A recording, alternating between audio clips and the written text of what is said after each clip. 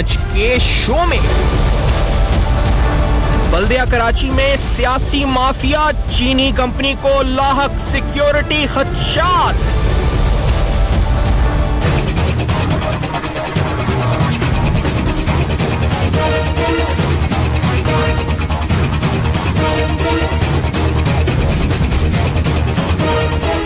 Sindh solid waste management board को खत अरसाल, हायल रुकावटें बेनकाब।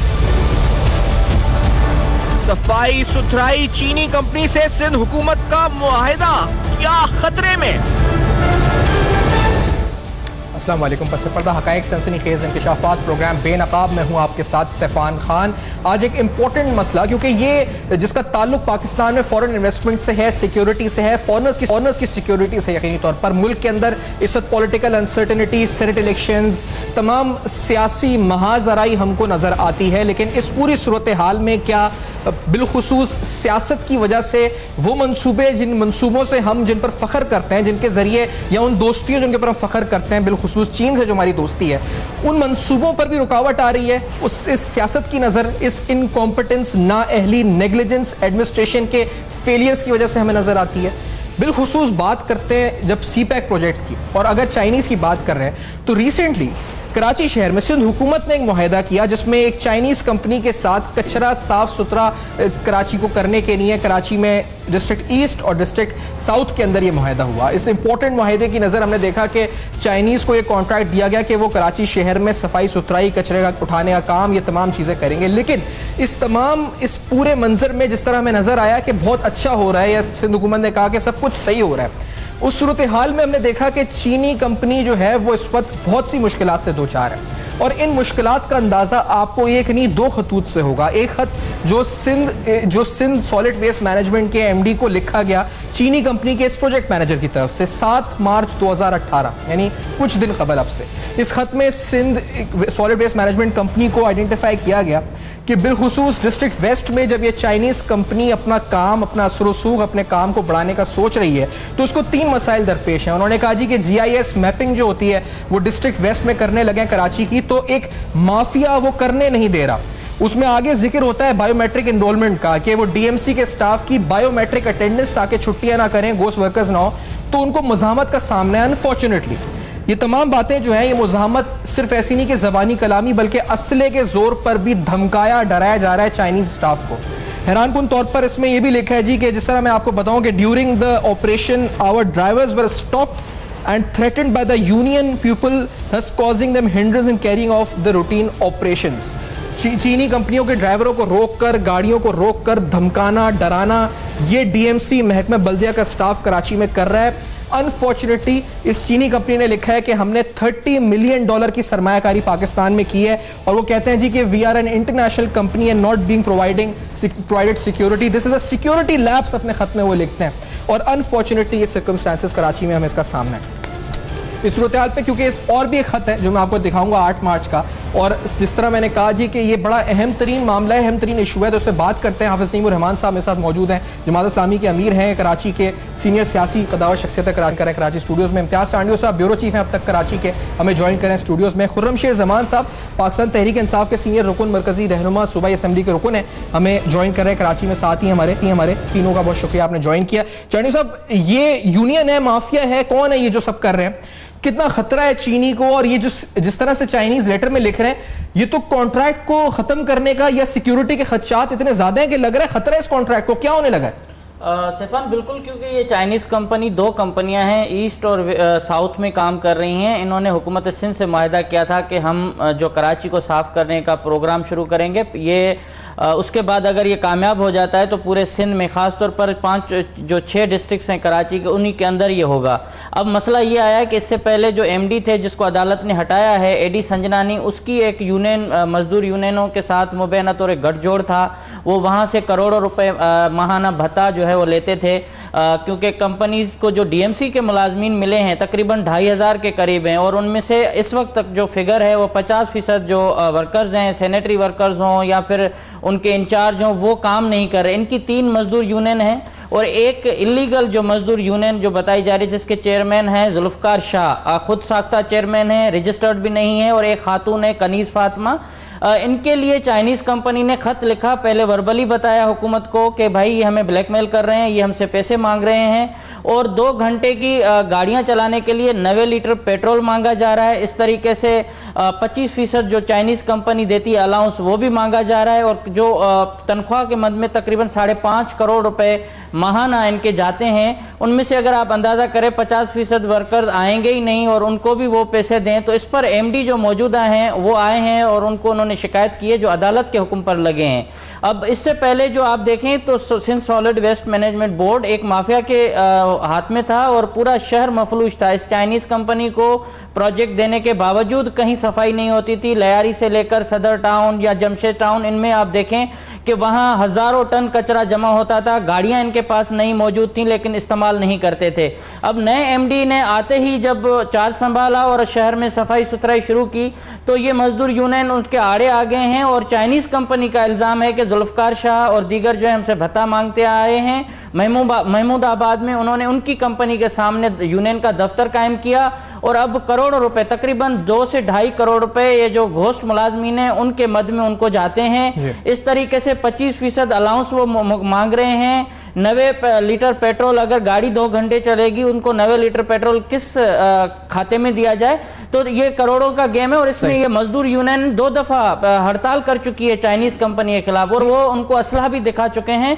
तो इन्होंने ये 2 लेटर लिखे और ये दोनों खौफ में मुब्तला हैं। हाफिज साहब, ये 700 वर्कर्स हैं और ये 700 एम्प्लॉइज को जिस तरह 25% की इस लेटर में लिखा है कि एक तो 25% वो बोनस, वो जो अलाउंस है वो मांग रहे हैं, तनख्वाह ऑलरेडी ले रहे हैं, लेकिन अनफॉर्चुनेटली सब में हैरानकुन बात यह है कि चीनी कंपनी ये कह रही है, उनका प्रोजेक्ट मैनेजर, कि दीज आर गोस्ट वर्कर्स। ये वही गोश्त मुलाजमीन जो हम सुनते थे मुत्तहिदा के दौर में, ये तमाम जो डीएमसी में या जो भी जिस जमात के भी थे, ये 700 डीएमसी ये गोश्त मुलाजमीन है जो वहां से 25% अलाउंस, यहां से फुल तनख्वाह, उसके अलावा गाड़ी का 90 लीटर पेट्रोल मांग रहे हैं और चीनियों को काम नहीं करने दे रहे। हाफिज साहब, ये क्या हो रहा है शहर में? बिस्मिल्लाहिर्रहमानिर्रहीम, बहुत ही बदकिस्मती की बात है। बुनियादी तौर पर तो हमें किसी फॉरेन कंपनी की ज़रूरत ही नहीं थी अगर ये सारे लोग अपना काम कर रहे होते, और जो बजट एलोकेट किया जाता है इन महकमों के लिए उस बजट के मुताबिक अगर ये सारे वर्कर प्रॉपर तरीके से काम करें और ये पार्टियां अपनी मुदाखलत सियासी ना करें, जिसमें मेजर रोल एमक्यूएम का और फिर पीपल्स पार्टी का भी है, तो ये मसला तो बगैर उसके ही हल हो जाता। मसलन मैं आपको मिसाल दूं, जब नेमतुल्लाह खान 2001 से 5 तक थे तो उस वक्त तो मुलाजमीन भी बहुत थोड़े थे, लेकिन आपने देखा था कि चंद दिनों में सफाई सुथराई का निज़ाम बेहतर से बेहतरीन होता चला गया और फिर एक वक्त आया कि कोई शिकायत नहीं आती थी कि कचरा वहाँ पर डंप पड़ा हुआ है और ये सूरत हाल है। यही वर्कर थे, हालांकि इसमें भी इन्फ्लुएंस था पॉलिटिकल पार्टीज का और बड़ा जबर का माहौल था, लेकिन विल थी और चेयरमैन वाइस चेयरमैन जो भी उस वक्त नाजिम थे यूनियन काउंसिलों के, वो काम करते थे, सिटी नाजिम दिन रात काम करते थे और जो टाउन नाजमीन थे वो दिन रात काम करते थे और सबको साथ लेकर चलते थे। तो सारी खराबियों के बावजूद शहर साफ सुथरा भी था और उसमें तामीर और तरक्की का काम भी हुआ। तो पहली बात तो यह है कि इसकी जरूरत नहीं पड़नी चाहिए थी, लेकिन जब किसी दूसरी मुल्क की कंपनी से आपने कॉन्ट्रैक्ट किया है तो फिर ये हुकूमत की जिम्मेदारी होती है कि उसको ऑनर करें, उसको सिक्योरिटी फराहम करें और उसके साथ जितने मुआहदे हैं उनकी पासदारी होनी चाहिए। अगर वो नहीं हो रही है तो इसका मतलब यह है कि ये फेलियर हुकूमत का है। अब ये कहना कि जनाब इसमें एमक्यूएम के लोग हैं, तो भाई 2 और 2 4 की तरह दूध का दूध पानी का पानी करें। यही एमक्यूएम है जिससे सेनेट में वोट खरीदते हैं आप। अच्छा हाफिज साहब, एक क्योंकि मुख्तसर सी ब्रेक है जिसके बाद ये अहम तरीन मौजूद है, हाफिज नईमुर रहमान साहब और खुर्रम शेर जमान साहब दोनों इस पर चांडियों साहब की आप सुन रहे हैं और इस हवाले से एक और खत भी आपके सामने रखेंगे। और ये एमक्यूएम की बात है या कौन सी जमात की बात है, कौन ये चीनीज इस पर चाइनीज को धमका रहा है, डरा रहा है, इस ब्रेक के बाद करेंगे बेनकाब। मेरे साथ रहिए।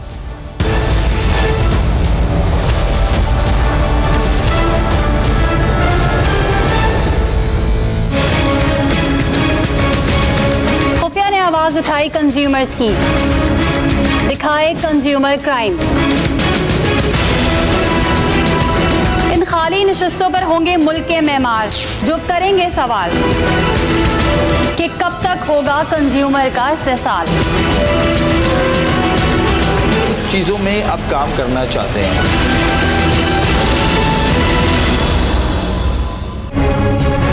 देखिए खुफिया बुध की रात 11:03 पर सिर्फ अब तक पर।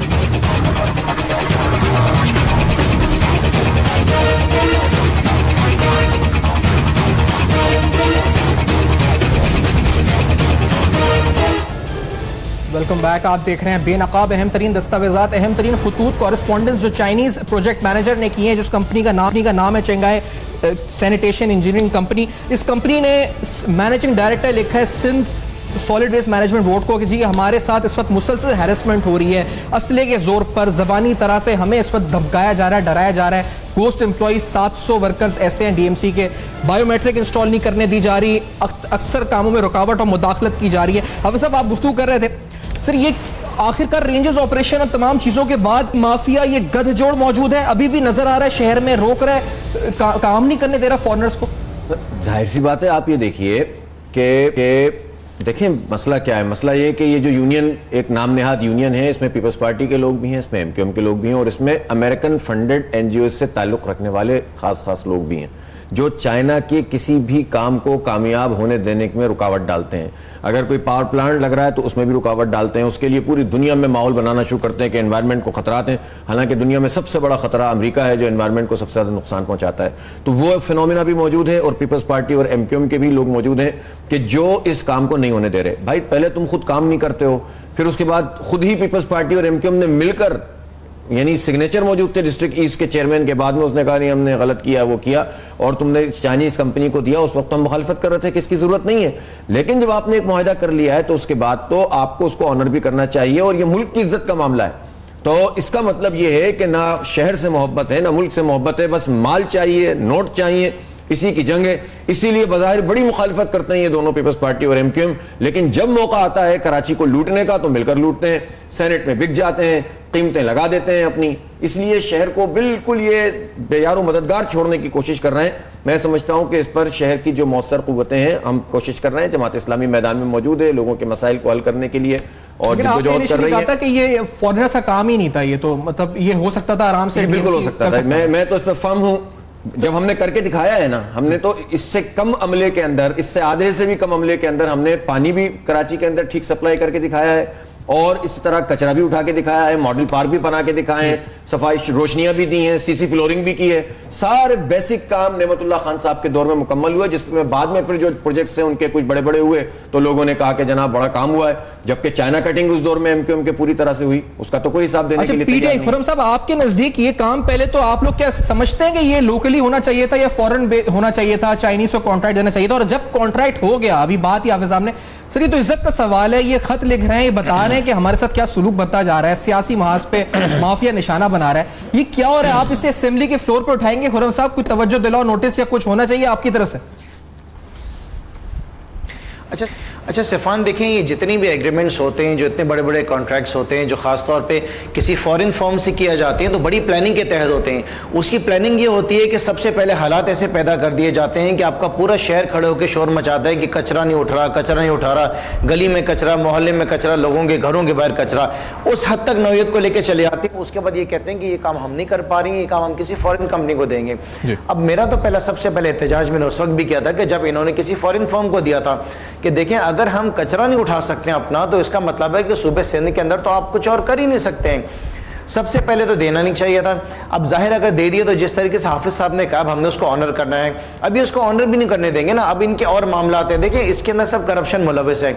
ये लाखों नहीं, करोड़ों नहीं, अरबों रुपए के कॉन्ट्रैक्ट्स हैं। इसमें सालाना पता नहीं 1 या 1.25 अरब रुपए इनको दिया जा रहा है। और मैं आपको बताऊं कि इनकी जो गाड़ियां हैं वो एक क्लिफ्टन के अंदर एक प्लॉट के अंदर खड़ी हुई हैं जो जंग खा रही हैं। जो कॉन्ट्रैक्ट था कि रोडें धुला करेंगी, रोडों की स्वीपिंग हुआ करेगी, डोर टू डोर कलेक्शन की जाएगी, हर अपार्टमेंट के बाहर जो है वो डस्टबिन रखे जाएंगे, उस तरीके से सफाई भी नहीं हो रही है।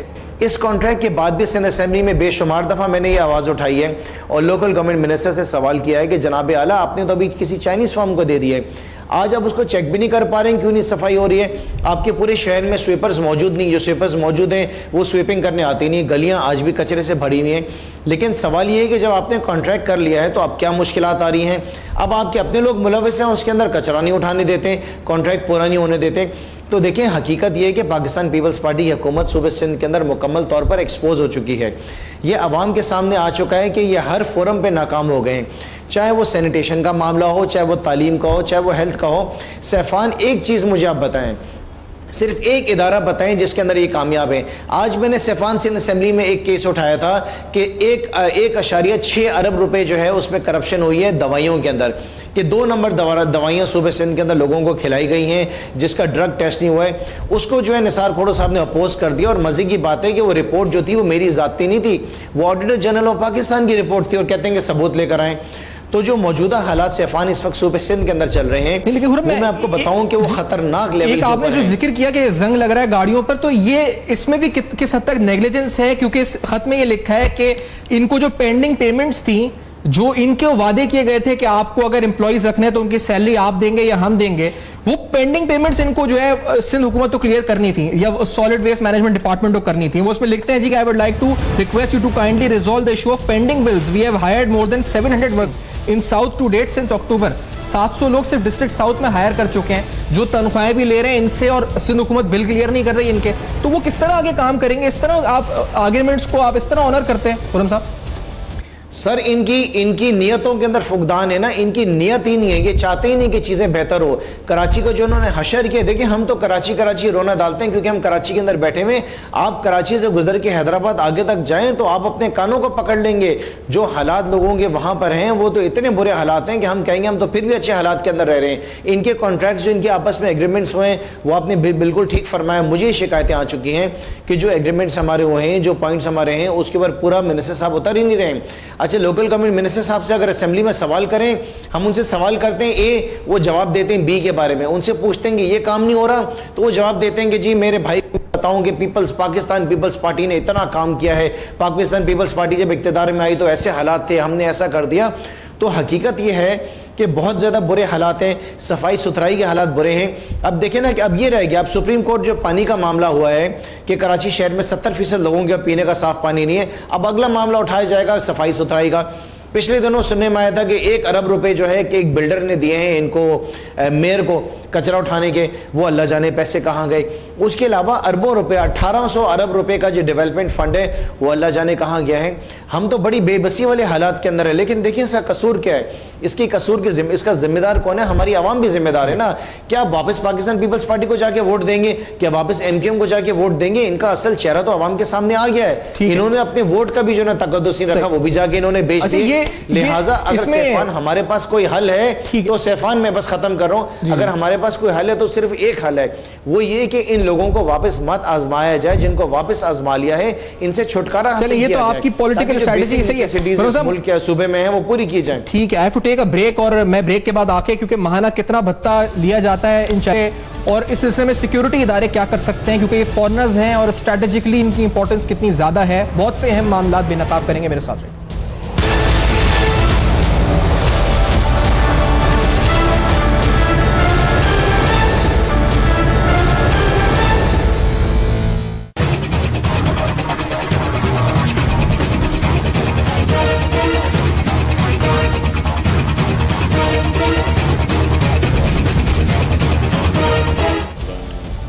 Welcome back. आप देख रहे हैं बेनकाब, और अहम तरीन मालूमात आपके साथ आपके सामने रख रहे हैं। दो खतूत चाइनीज कंपनी की तरफ से जो लिखे गए सिंध सॉलिड वेस्ट मैनेजमेंट को सिक्योरिटी पॉइंट ऑफ व्यू से इंतहाई अहमियत का हामिल एक खत आपके सामने रखते चले, जिसमें कहा गया जी कि we are an international company, so there is a feeling of security lapse among our foreign staff.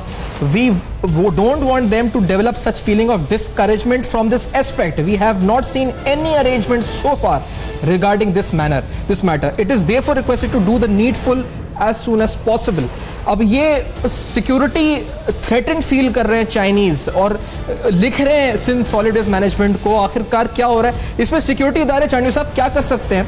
ये जो माफिया है जो आप कह रहे हैं इलीगल है, ये एग्जिस्ट ही नहीं करता, ये कितना खतरनाक है जो फॉरेनर्स को इस वक्त कर रहा है। तो लोकल स्टाफ को किस तरह, ये तो आम आदमी को खातिर में नहीं लाते होंगे जब चाइनीज को, जिनके साथ तो फॉरेन सिक्योरिटी, इनकी सिक्योरिटी होती है स्पेशल, उनको ही नहीं छोड़ रहे। तो जी जो MOU साइन हुआ था या मुआहिदा हुआ, उसके मुताबिक कोई भी लोकल मुलाजिम या जो है वो चाइनीज से बराह रास्त कोई कांटेक्ट नहीं कर सकता, ये उसमें लिखा हुआ है। और उसके बावजूद अगर आप सैनिटरी वर्कर्स, मजदूर यूनियन और ये सारी मिलके उनको हिरासा करेंगी। तो पहले ये था कि जैसे कि पहले एमडी सजनानी पूरी दुनिया उसको जानती है कि वो क्या थे और एक अपने दफ्तर से निकलना पसंद नहीं करते थे। अदालत ने उनको हटाया और अदालत ने ही नाम दिया कि फिलां शख्स को एमडी लगाया जाए। जब वो आए हैं तो थोड़ी सी तब्दीली आई है। जो लोग सुबह में शाम में आते थे दफ्तर 2 घंटे और पैसे लेके चले जाते थे, अब उन पर हाथ पड़ा है। तो उन्होंने न सिर्फ चाइनीज को लेकिन जो मौजूदा एमडी हैं उसको प्रेशर में लाने की कोशिश की है। 2 हड़तालें कर चुके हैं। असलहा लेकर चाइनीज की जो महमूदाबाद में दफ्तर है उसमें घुस चुके हैं। उसके अलावा उनको हिरासा कर रहे हैं। तो मजबूरन उन्होंने खत लिखा है। ये तो मामला है मैनेजमेंट पे। पहले तो सारा भत्ताखोरी चल रही थी, जो आप कह रहे थे कि सड़कें साफ होनी थी या उनको पानी से साफ करना था, मशीनरी खराब हो रही है। तो रीजन ये था कि आप मैनेजमेंट भली चाहे कहीं से भी लेके आए, ये गंद हमें साफ करना था, मजबूरन चाइनीज कर रहे हैं। लेकिन उसके बावजूद आप उन चाइनीज को न सिक्योरिटी दे रहे हैं, न उनको आप जो है सपोर्ट कर रहे हैं। गवर्नमेंट ऑफ सिंध सोई हुई है। उनको महाना जो भत्ता दिया जाता था एमडी सजनानी की जानिब से वो करोड़ों रुपए में था। मिनिस्टर लोकल गवर्नमेंट से राब्ता करने की कोशिश की गई है। उनकी जिम्मेदारी बनती है कि वो इस मसले को हाईलाइट करे। वो बात करना नहीं चाहते। उनसे पूछा गया भाई चाइनीज को थ्रेट हो रहे हैं, आप क्या कहना चाहते हैं? कोई जवाब नहीं। इस तरीके से चीफ सेक्रेटरी हैं, वजीर आला सिंध हैं, इनको देखना चाहिए कि अगर वो किसी पहले तो बड़ी तारीफें करते हैं हर चीज में, चाहे वो दुनिया की तबाह कुन चीज भी ले आएंगे ये तारीफ करेंगे, और जब उस पर थोड़ा सा वक्त गुजर जाएगा तो उस पर कहेंगे हमारे बस में नहीं है। तो ये जो मजदूर यूनियन है ये खतरनाक अमल कर रही है और ये काम नहीं करना चाहते। 2.5 से 3 करोड़ माहाना इनको भत्ता मिलना है और वो पेट्रोल बेचना है, इसके लिए वो 25% अलाउंस लेना है। ये सारा काम वही करे। और जुल्फकार शाह के लिए चाइनीज कंपनी खुद कह रही है कि यही बदमाशी कर रहे हैं। नहीं तो मैं तो हैरान इस बात पर हूं हाफिज साहब, ये बात जो 700 गोस्ट एम्प्लॉयज की चीनिया में बता रहे हैं सर, ये तो बड़े नैब ऑपरेशंस, सिविक सेंटर में रेड्स, FIA की रेड्स, फाइलें इधर उधर, एंटी करप्शन रेंजर सब कुछ हुआ है। फिर भी वहां पे जिन कहते हैं ना, जिन एम्प्लॉय बैठे हुए वहां पे वो, और उनको तंग कर रहे हैं, बैठ के तनख्वाहें डबल ले रहे हैं और 700 सिर्फ DC साउथ पे बैठे हुए। हाफिज साहब ये आखिर हुआ क्या, फायदा क्या हुआ इस ऑपरेशन का? सारे नहीं देखें, एक बात बहरहाल है कि रेंजर्स के ऑपरेशन के नतीजे में मजमूई तौर पर अमन अमान की सूरत-ए-हाल बेहतर हुई, इसमें कोई शक नहीं, वो तो बेशक बयान करना चाहिए। लेकिन मैं एक बात जरूर कहूंगा कि ये मामला लॉ इन्फोर्सिंग एजेंसीज का है या हुकूमत का है या इनकी आपस की कोऑर्डिनेशन का है। बहरहाल सियासी मफादात की खातिर ऑपरेशंस के रुख तब्दील होते रहते हैं। यानी वो ऑपरेशन का रुख जो सिविक सेंटर की तरफ गया था, वो ऑपरेशन का रुख जो सिंध हुकूमत की तरफ गया था, न जाने किस वजह से, किन अनजानी चीज़ों की वजह से वो रुख तब्दील हो गया है। और अब ऐसा लगता है कि सिंध हुकूमत में कोई करप्शन नहीं है, सारी करप्शन पंजाब में मुंतकिल हो गई है। मेरा ख्याल है कि इसके नतीजे में किसी भी इदारे की क्रेडिबिलिटी ख़राब होती है और ये बात हमारे इदारों को भी समझनी चाहिए, हुकूमतों को भी समझनी चाहिए, और पूरी रियासत की रिट का मामला है और उसकी क्रेडिबिलिटी का मामला है। मसलन मैं कहूँ कि सेनेट का इलेक्शन आज हुआ है, जो कुछ इस इलेक्शन के वक्त हुआ, सेनेट के इंतखाबात के वक्त जिस तरह खरीदो फरोख्त हुई, जिस तरह से बोलियां लगीं, ये सब एक ऐसा आई ओपनर है लोगों के सामने इस पूरे जमहूरी और सियासी निज़ाम की क्या हैसियत रह गई है। तो आप ये बताइए कि उसके बावजूद भी हम कहें कि यानी मतलब ये सेलेक्टिव लोगों के खिलाफ कार्रवाई करना मैं समझता हूं कि मुनासिब बात नहीं है। अक्रॉस द बोर्ड करप्शन के खिलाफ कार्रवाइयां होनी चाहिए, नंबर 1। नंबर 2 बात यह कि पीपल्स पार्टी का तो मसला बड़ा अजीब व गरीब है। एक तरफ तो वो सब पर भारी हो गए हैं, क्योंकि जो जितनी ज्यादा खरीदो फरोख्त कर ले, जो जितनी ज्यादा जोड़ तोड़ कर ले, जो जितने नंबर बढ़ा ले, अरबों खरबों रुपए जो कमाते हैं हमसे, हमारे टैक्सों के पैसों से वसूल करते हैं, वो इन नुमाइंदों पर लगाकर अपनी मर्जी के लोग मुंतखब करा लेते हैं। तो ये कर ले, ये इनकी कामयाबी करार पाती है, पूरा मुल्क में वाह वाह होने लगती है, सब शाबाशियां देने लगते हैं। और इनका हाल ये है कि हमारी यूनिवर्सिटियों को भी छोड़ने के लिए भी तैयार नहीं है। कचरे की तो बात छोड़ दीजिए आप, हमारी यूनिवर्सिटियों के अंदर भी इनको अगर इंडिपेंडेंट और खुद मुख्तार या ऑटोनोमस बॉडीज यूनिवर्सिटी थी और उनकी सिंडिकेट थी, उस पर भी कब्जा कर लिया। और किन लोगों ने कर लिया? उन लोगों ने कर लिया कि जो वडेरिज्म की बुनियाद पर बरसर इख्तिदार आकर अपने नंबर लेकर आए। मुझे आप बताएं ना कि सिंध हुकूमत में, सिंध असम्बली के अंदर जो अंदरूनी सिंध से लोग मुंतखब होते हैं, कि आम सिंधी आम बलोच आता है, सारे के सारे वडेरे और जागीरदार आते हैं जिनकी हजारों एकड़ जमीन होती है, जो अंग्रेजों की दी हुई जमीन है, हमसे गद्दारियां करके उनको मिली। नहीं वो सब सही है। मेरी बात सुने, देखें बात पूरी। दूसरी बात यह कि कराची में जो अर्बन वडेरा एकदम शुरू किया MQM ने, इन दोनों का नेक्सस रहा है, इन दोनों का इत्तेहाद रहा है।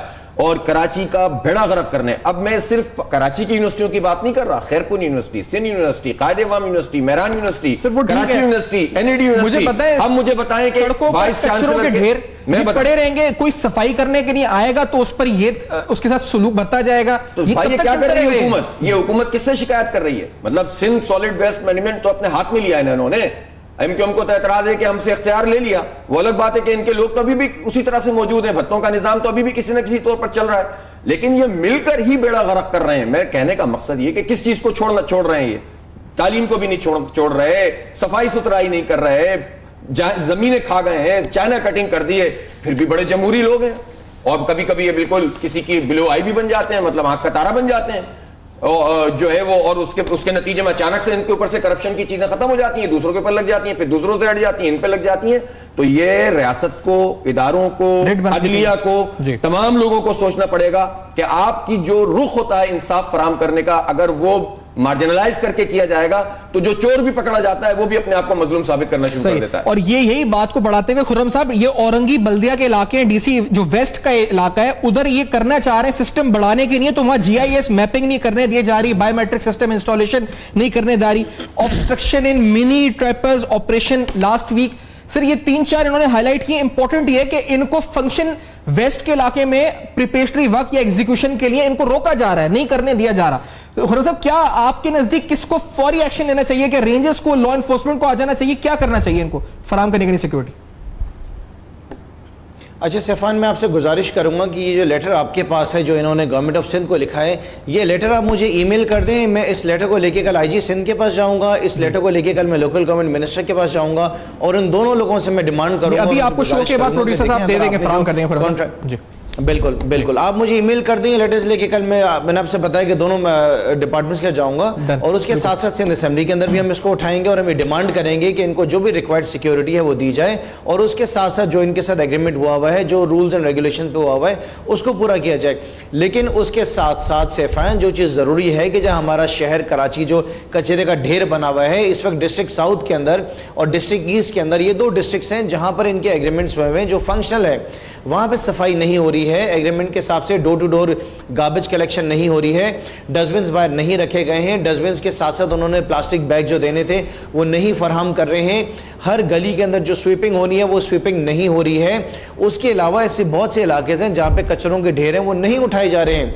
देखिए मेन रोड पे तो सफाइयाँ नज़र आ रही हैं, इसके अंदर सैफान कोई शक नहीं है, लेकिन अगर इंटरनल स्ट्रीट्स के अंदर आप आ जाएं, गली मोहल्लों में आ जाएं, गरीब इलाकों के अंदर आ जाएं, जो कॉलोनीज़ हैं उनके अंदर आ जाएं। मैं अगर अपने हल्की की बात करूं तो हिजरत कॉलोनी का चक्कर लगाएं, गिजरी का लगाएं, शाह रसूल कॉलोनी का लगाएं, रेती लाइन का लगाएं, सदर के जो इंटरनल एरियाज़ हैं वहाँ पर लगाएं, आपको कचरों के ढेर नज़र आएंगे। तो इस वक्त हमें ज़रूरत है कि लोकल गवर्नमेंट मिनिस्टरों को हम जगाएं, जो वो सो रहे हैं, डिपार्टमेंट्स को जगाना ज़रूरी है। हम अपनी तरफ से कोशिश कर रहे हैं सिंध असेंबली में, लेकिन मेरे ख्याल से हमें सड़कों पर आना पड़ेगा, हमें एहतजाज करने पड़ेंगे, हमें जाके हाई कोर्ट में, सुप्रीम कोर्ट में जाके अपनी पिटिशंस डालनी पड़ेंगी।